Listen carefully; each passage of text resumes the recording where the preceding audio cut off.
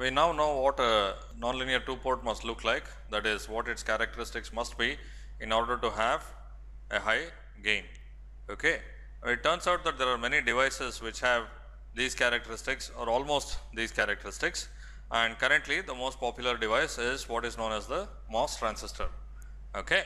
So, what we are going to do now is to look at the characteristics of the MOS transistor and see how it conforms to the constraints we had and also how it deviates from the constraints we had. What we derived was what constraints we would ideally like to have. Now, no device exactly satisfies these, they do come very close, and we do use them to realize amplifiers and all kinds of electronic devices. Now, there have been other devices also in the past which have been more popular in the past, which are now superseded by the MOSFET, and there will be devices in the future. In one of the later lessons, we will quickly look at those characteristics, but now we will concentrate on the MOS transistor. Okay. And it turns out that there are many varieties of MOS transistor, and we will look at one particular variety for now. Okay.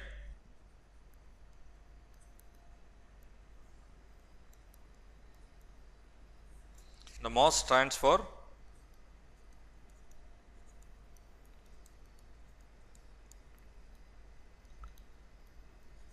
metal oxide semiconductor. Okay. Now, this was because originally MOS transistors were made using layers of metal oxide and semiconductor. Okay. Now, it may not be metal anymore, but we won't worry about it. For us, what matters are the IV characteristics of these devices. If you take courses in device physics, you will understand the internal details of a MOS transistor. Okay.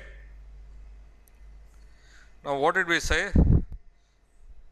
We have a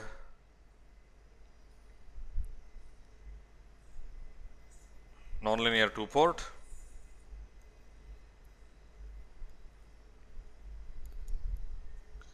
This is port 1 and this is port 2. Okay. And the MOS transistor does conform to this picture. Of course, we don't use a rectangle for a symbol. We use what is normally used for the MOS transistor, which turns out to be like this. Okay. Now, again, the details of all of these things you may find in a device physics course, but for us there are three terminals. It is usually drawn like this. This is port 1 and this is port 2. You can see it conforms exactly to this, except for the orientation of the wires and so on. It is exactly the same as this. Okay. So, this is the common terminal and this is the terminal for port 2 and this is the terminal for port 1. And you also see that the common terminal has an arrow like this to distinguish between that and the other terminal. Okay. Now, it turns out, of course, we do not call them 1, 2 and common with generic terminology like this. In a MOS transistor, this terminal for the input port, this is known as the gate. The terminal for the output port, this is known as the drain, and finally, the terminal for the common port, this is known as the source. Okay. And typically, you use the letter G, the letter D, the letter S to denote these three terminals. And of course, because we have named the terminals, the voltages and currents are also named in a similar way. This voltage V1 is the voltage VGS, that is the voltage between gate and source. The voltage V2 is VDS, that is voltage between drain and source. Similarly, this current I2 is ID, the drain current, and this current I1 is IG or the gate current. Okay. So far I have not done anything. I have simply drawn a different symbol for a two port and named the terminals differently. Of course, the naming corresponds to a real device, which is the MOS transistor. Okay. So, what we will now look at are the characteristics of the MOS transistor and see how they correspond to the ideal high gain device that we wanted to have. Okay.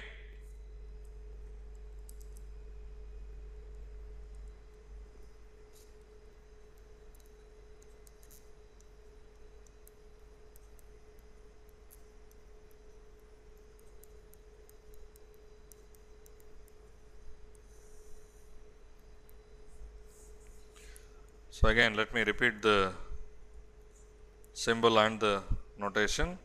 This is the source S, the drain D, and the gate G. We have the gate source voltage VGS and the gate current IG, the drain source voltage VDS, and the drain current ID. Okay, we don't use generic terminology like V1 and V2. We will use something that relates to the actual naming of the terminals. Now, what did we want for the small signal characteristics? Y11 equal to 0, Y12 equal to 0, Y21 to be very large, and Y22 to be also 0. Now, the combination of these two here, Y11 and Y12 being 0, it said that I1 or the current IG must be constant, that is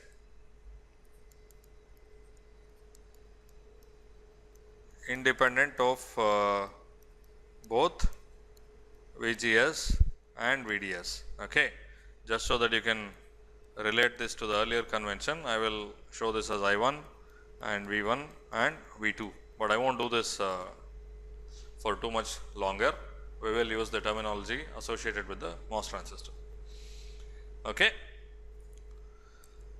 So, this must be constant, it should be independent of both VGS and VDS at some operating point. Okay. Now, it turns out that the MOS transistor follows this, and in fact, it is quite ideal. It turns out that IG is actually 0, okay, and it is completely independent of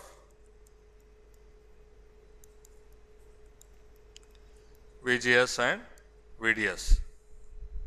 Okay. Now, this is true only when the applied signals are DC or very low frequency, but that is okay. For now, we will stick to low frequencies, and it turns out this is the case because the gate terminal of a MOS transistor looks like a capacitor, and in a capacitor there can be no DC, no steady state constant current flowing. Okay. So, that is why the gate current is 0. Okay. It is a very good approximation, and in this respect we are lucky. It is actually exactly the ideal stuff that we want. Okay. We would be happy if IG were just a constant. In fact, we get a constant and 0. So, if this is the case, you can clearly see that Y11 and Y12 will be identically equal to 0. Okay. Now, what about ID? So, ID must of course depend on VGS, right, because Y21, that is I2 versus V1 should show a very strong variation. So, ID must depend on VGS, but it must be independent of VDS. That is what is the meaning of Y22 being 0. Okay. It turns out this is also more or less satisfied. The expression for the drain current at some operating point, we will see what they are.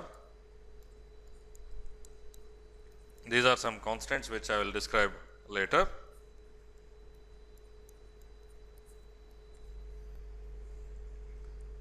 So, the characteristics are that ID is mu on Cox by 2, W by L, VGS minus VT squared at some operating point. Okay. So, the point is this ID depends on VGS, it does not depend on VDS. Okay. So, this is also satisfied, right. Y22 is 0 because you see that this expression does not contain VDS. Okay. Y21 is large. Now, of course, Y21 is a conductance. So, how large it is? It has to be compared to something else in the circuit. It turns out it should be large compared to the load conductance and so on. And we will get some dependence on VGS. You can see that ID has a squared dependence on VGS, which appears to be quite strong. Okay. So, a MOS transistor does in fact fit the bill.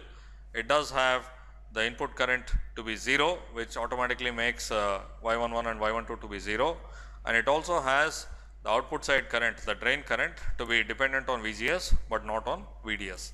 So it does satisfy all the constraints that we had, and that's why it's such a popular amplifier. Now another device which is kind of similar, the input current is not exactly 0 but very small, that is a bipolar junction transistor. That will be treated in some other lesson. For now we will stick to the MOS transistor. Okay.